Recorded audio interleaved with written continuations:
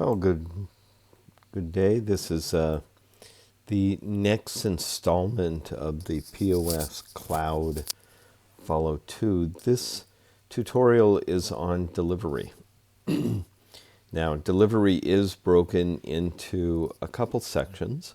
One is basic delivery, and then the second section is delivery accounting, and that's a little bit different. So to begin with, for delivery, we assume that you have a customer. That's a delivery customer.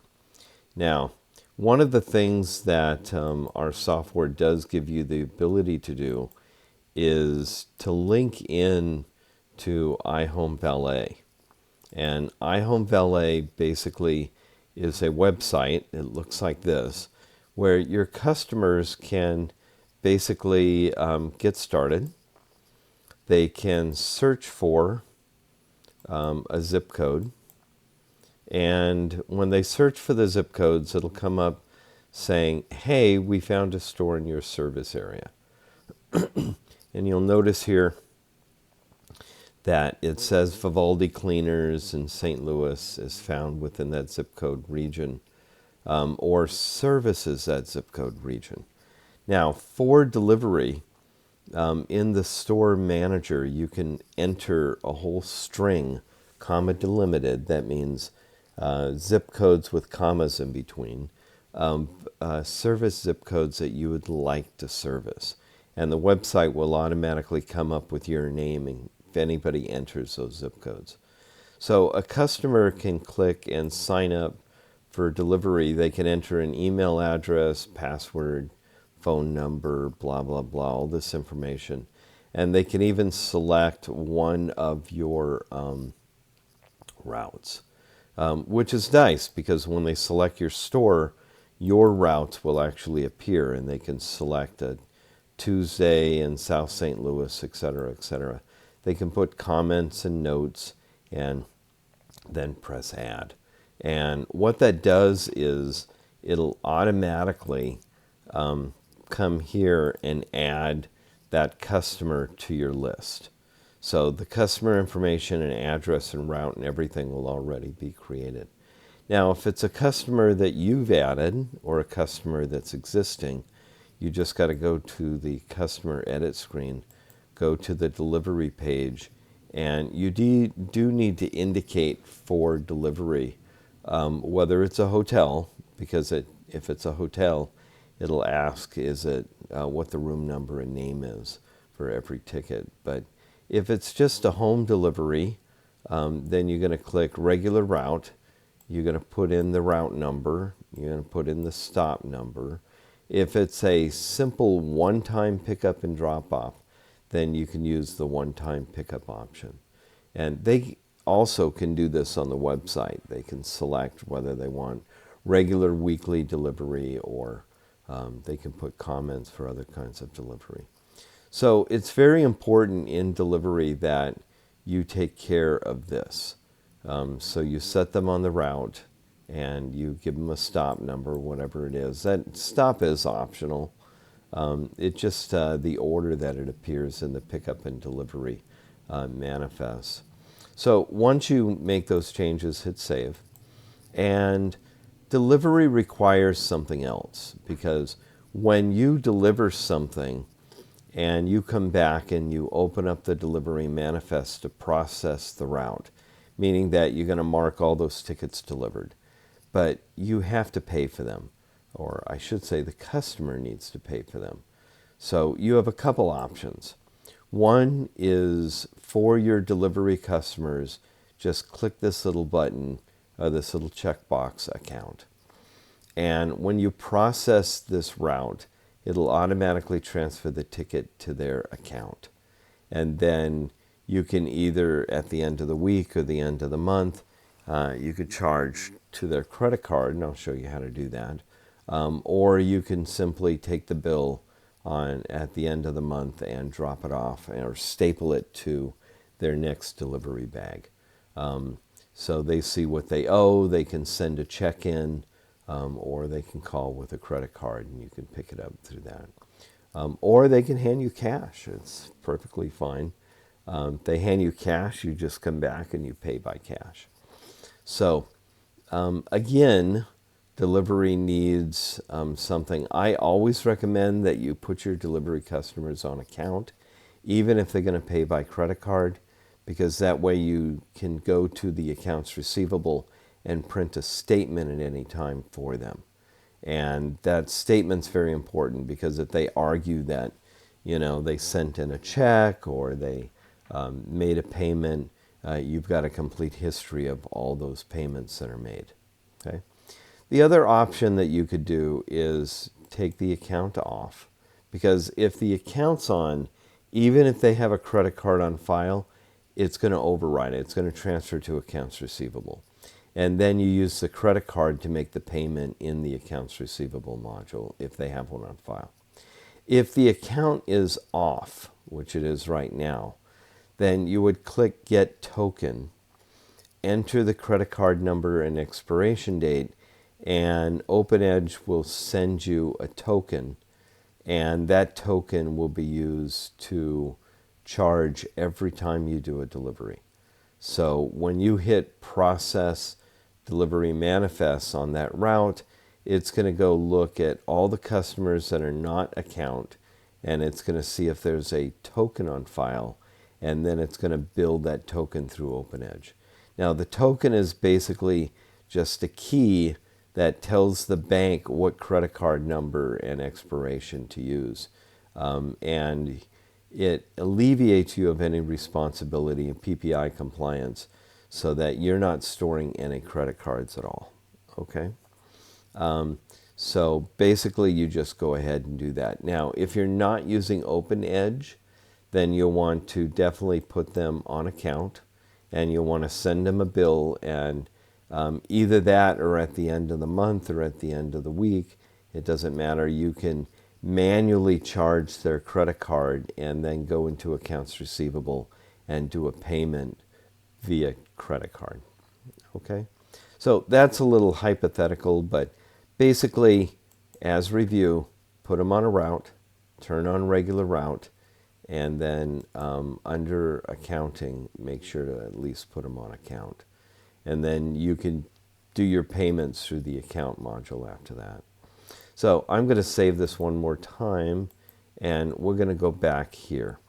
So this is a delivery customer. It's called Test Delivery. We're going to write a ticket for the customer, and we're going to make it a simple scarf for $10. And I'm going to go ahead and save it. That ticket number is 200-213. Okay? So you don't pay it, you don't do anything, you just print it and you wash the clothes. And since it's, by the way, a delivery ticket, and we're going to go back in there, I'm going to write another ticket, so we're going to have two of them. So I'm going to do this one as a sweater. Since that is a delivery ticket, when you print it, now it's going to ask you the day. That's the delivery day. Okay, because it's not a pickup day, right? So it's a delivery date. So if they're on, let's say, Monday route, then you obviously want to choose a Monday. Okay? And I'm going to preview that because I want to show you how that's going to print.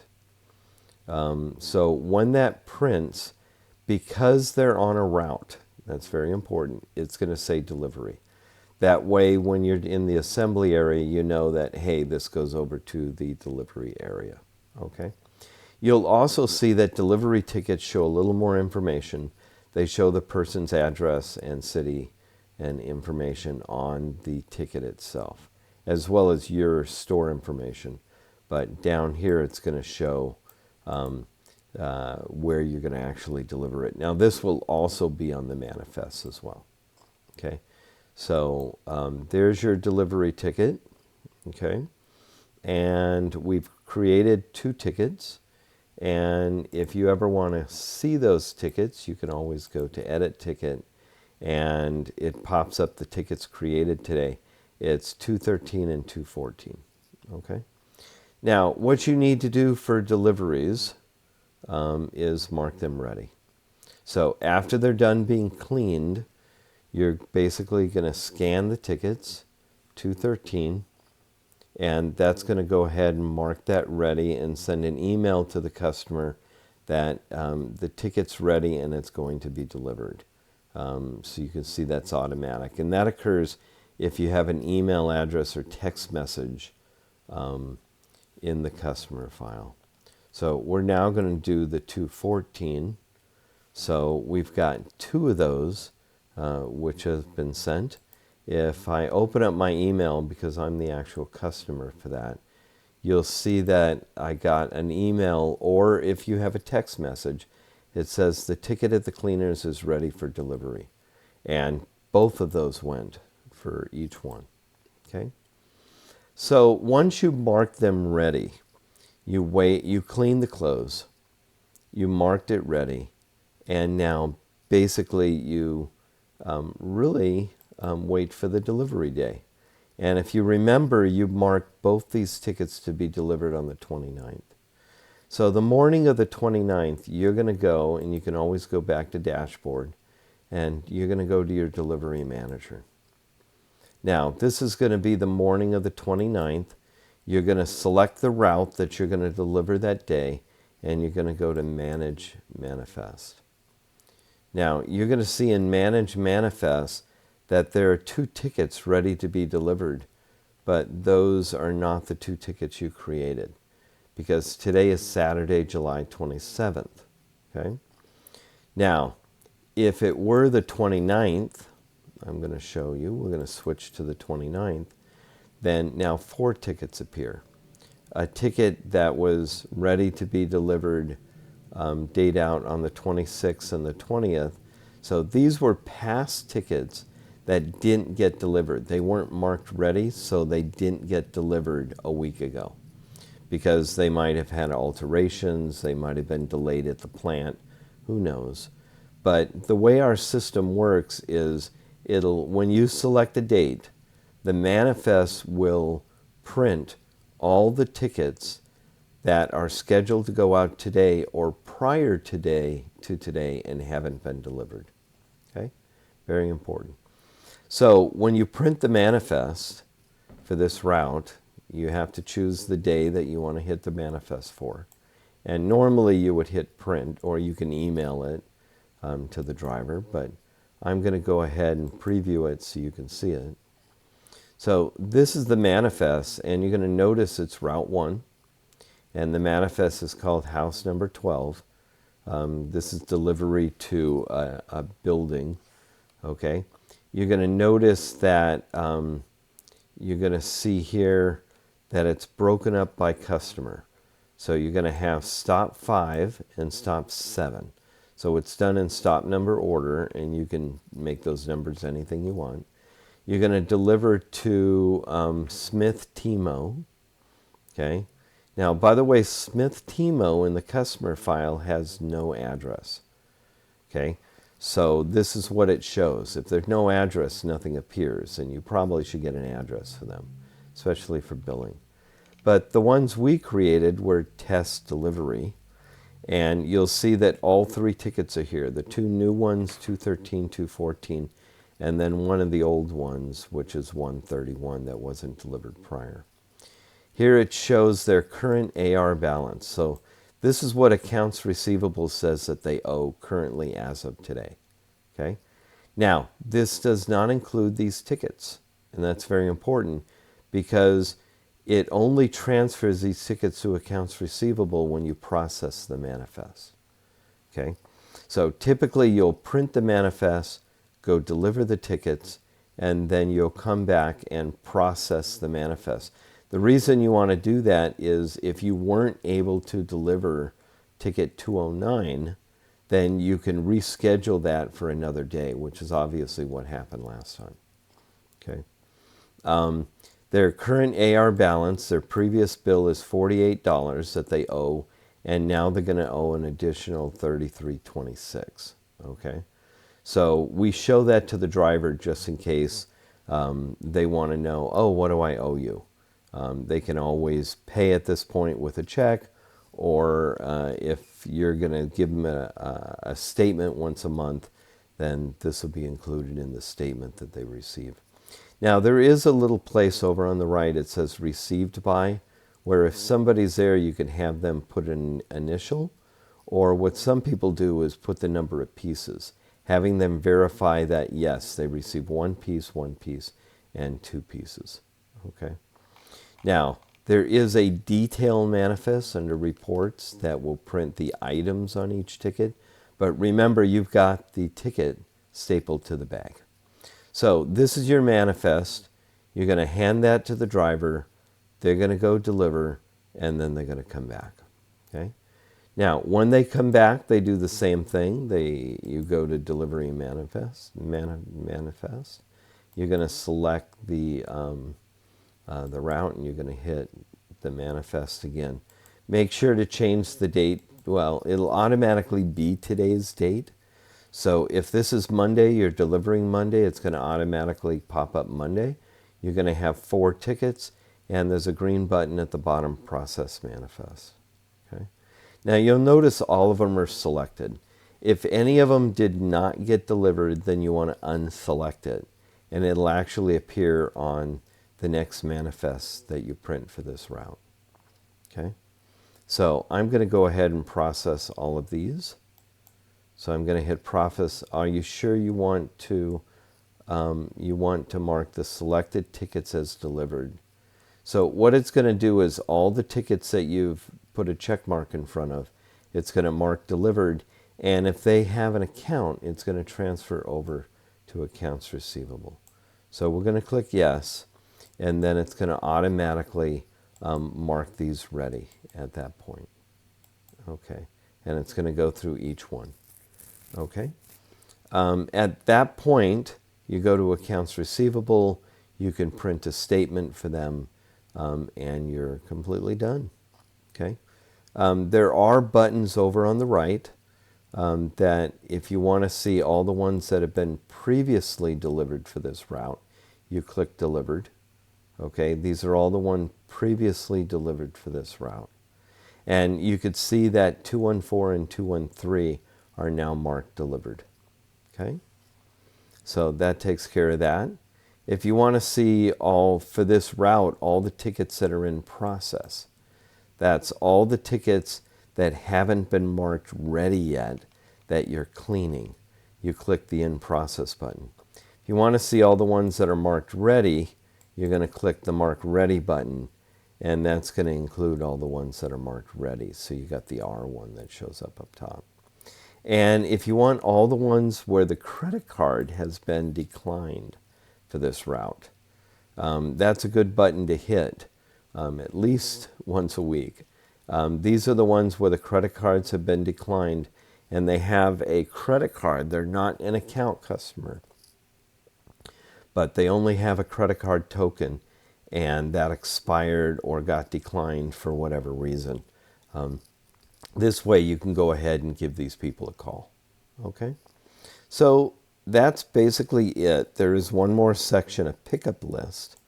And if you click that, it doesn't matter really the date. But if you click the pickup list, it's going to show you all the customers who are on Route 1. And basically that's in stop number order. So you can see a couple of them have the same stop, and a bunch of them don't have stops. So you probably want to put the stop number order in there for these customers. But this is a list that you could print along with your manifest and give to your driver. And especially if you're using iHome Valet. Because if customers have signed up online, they'll automatically appear on the pickup list with their address and all the information. And that's really useful. Now, if you're not using iHome Valet and you're adding customers to routes manually, you probably only need a new pickup report whenever you add a new customer. Okay? So basically that's it. There is a reports button here that'll go to all the major delivery reports. And like I said, there's